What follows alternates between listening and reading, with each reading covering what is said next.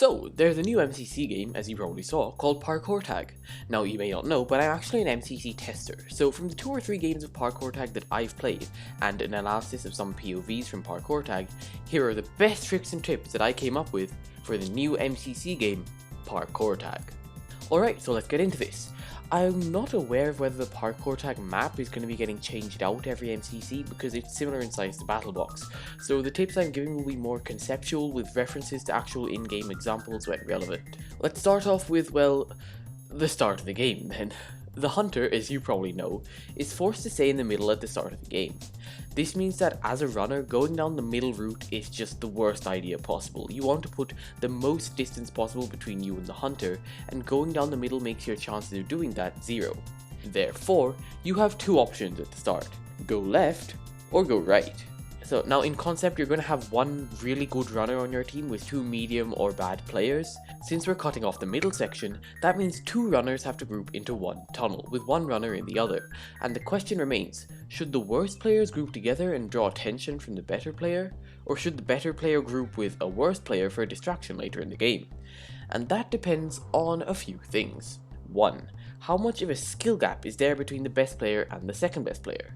If it's considerable, then the best runner should group up with one of the not so good runners, because the added time that the not so good runner might get from the best person being targeted won't mean much if they get caught quickly afterwards, and therefore they can help the team score much more coins by distracting the hunter in the start and allowing the best runner to get an edge and that extra few seconds of time that they'll need to run away.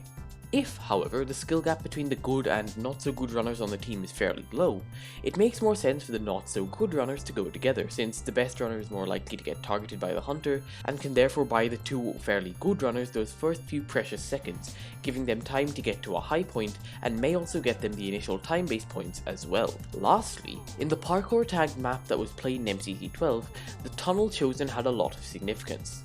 Again, we've ruled out the center tunnel, so let's talk about the left and right paths. The left path is much easier to take parkour-wise, but is also much easier to attack from the hunter's start point.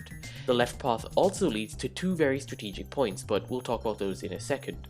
The right path, on the other hand, is harder parkour-wise to start off with, and is also fairly easy for the hunter to attack, though it is harder than the left side. Therefore, the only time you should choose the right path would be as an individual, with 2 other players going left. Quickly before we continue, consider subscribing. It's a great way to give me positive feedback on the video and really encourages me to make more stuff like this. Because this is a very short video, YouTube won't recommend it as much, so if you guys do enjoy it, only around 10% of you are subscribed, so giving me that feedback is much appreciated. Now, we've talked about pre-game strategies, but what's the best way to play in-game? Well, I have a few pointers and tips that would help a lot while playing Parkour Tag. First off, after glancing over multiple VODs from many streams, there are a few movement-based tips that I have for the runners. First, if you're not immediately chased by the hunter as a runner, the best thing to do is get yourself up to a strategic or high point as soon as possible and camp there while observing the hunter. The spot you pick is quite important, having only one method of entry is extremely beneficial, as well as the height of the ground of that spot. Therefore, when the hunter approaches you, it's important to be as far from the entry point or points as possible, and to start running when they're about 5 blocks away from you.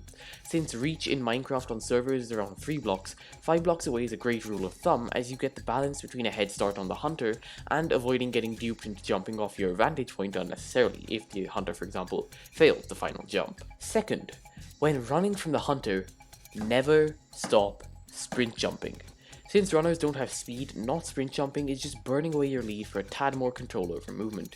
But again, being irregular and just sprint jumping all over the place will make sure that the hunter can't catch up to you by just sprint jumping and following your path, as they can if you don't sprint jump.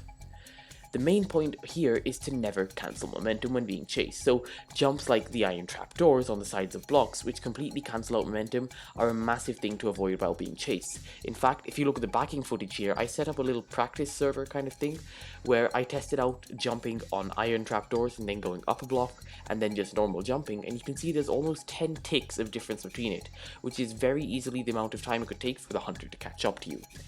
They get you 1 block of height over the hunter, sure, but the hunter can catch you and punch you easily with their 3 block reach if they're even close to you. Apart from this, when running, straight lines are always the way to go, and turns should be avoided at all costs. Again, turning cancels momentum and allows for the hunter to cut corners and gain distance on you. And in addition to both these things, let's do a bit of maths to explain why turning sucks. So it's a rule in maths that the sum of two sides of a triangle is always larger than the value of the other side, and there's a very intuitive explanation for this which I'll pop on the screen now. But let's apply this rule to Parkour Tag. Let's say that your sprint jumping is normal and that even your momentum isn't cancelled by the turn. You and the hunter have a fixed distance between you of, let's say, 4 blocks. Now let's say you turn and the hunter turns in exactly the same way, again no cutting corners. This triangle ends up being drawn because of the 4-block distance between you and the hunter.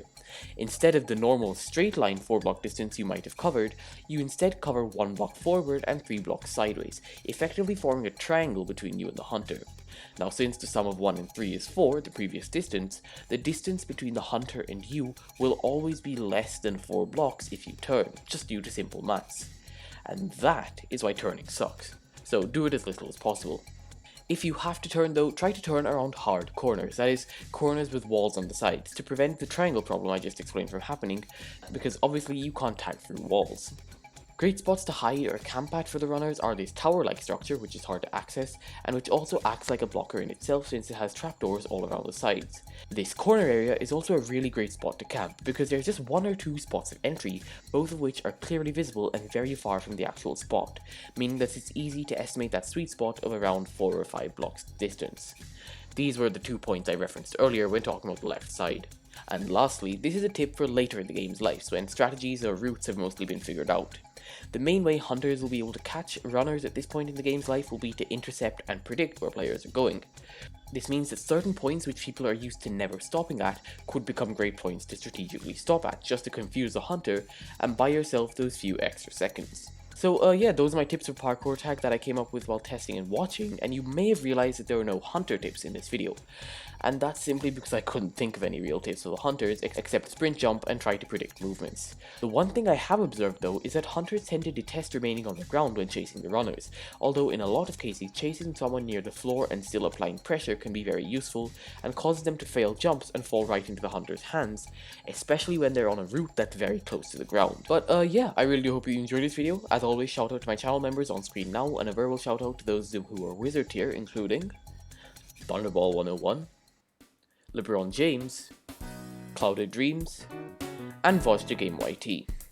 Alright, follow me on Twitter. I really hope you enjoyed this video, and if you did, make sure to like, comment, share, subscribe, do all that good stuff, and I will see you in the next video. See ya!